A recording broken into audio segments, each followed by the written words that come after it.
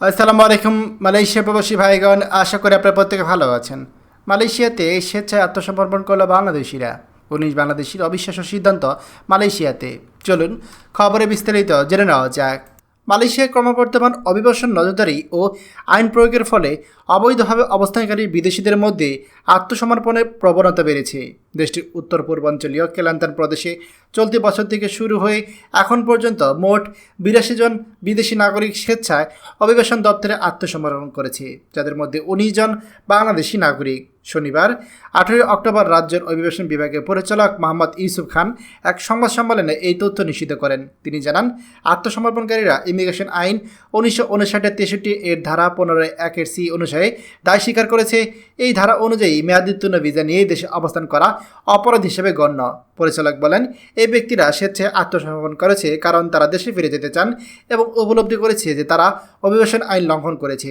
স্বেচ্ছায় আত্মসমর্পণ করলে আইনি প্রক্রিয়া দ্রুত শেষ করা যায় এবং নিরাপদে দেশে ফেরত পাঠানোও সহজ হয়। অভিবাসন দপ্তরের তথ্য অনুযায়ী আত্মসমর্পণকারীদের মধ্যে সবচেয়ে বেশি ইন্দোনেশিয়ার নাগরিক 29 জন, এরপর বাংলাদেশি 19 জন, থাইল্যান্ডের 17 জন। বাকিদের মধ্যে ভারত, কম্বোডিয়া, ভিয়েতনাম, চীন, ফিলিপিন, সুদান, নাইজেরিয়া, লাওস ও ইরাকের নাগরিকও রয়েছে।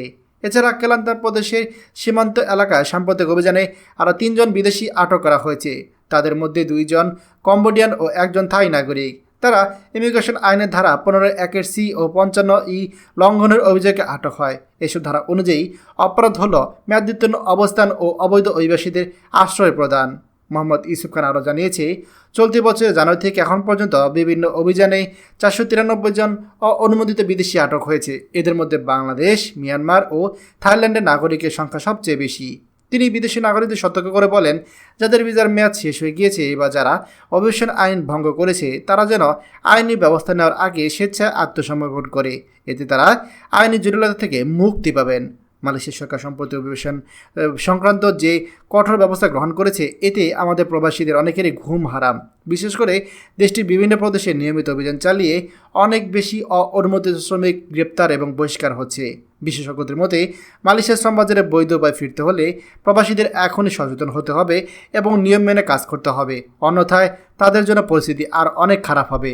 যারা কিনা মালয়েশিয়াতে এইভাবে অবৈধ অবস্থায় আছেন, আপনারা কিন্তু চাইলে এইভাবে আপনার পাসপোর্ট সহ কিছু টাকা পয়সা সাথে নিয়ে ইমিগ্রেশন পুলিশের কাছে স্বেচ্ছায় ধরা দিতে পারেন। তাহলে আপনারা খুব দ্রুত দেশে ফিরতে পারবেন। দয়া করে ভিডিওটি আমাদের সকল প্রবাসীদের সাথে শেয়ার করুন। আর আপনি যদি আমাদের এই চ্যানেল নতুন হয়ে থাকেন, অবশ্যই আমাদের চ্যানেলটিকে সাবস্ক্রাইব করুন মালয়েশিয়া সকল গুরুত্বপূর্ণ খবরাখবর সবার আগে পাওয়ার জন্য। ধন্যবাদ সবাইকে। আমাদের সকল ভিডিও আপডেট সবার আগে পেতে আমাদের চ্যানেলটিকে সাবস্ক্রাইব করুন। সাবস্ক্রাইব করতে সাবস্ক্রাইব বাটনে ক্লিক করুন এবং বেল আইকনে চাপুন, যাতে আমাদের কোনো নতুন ভিডিও আপনি মিস না করুন।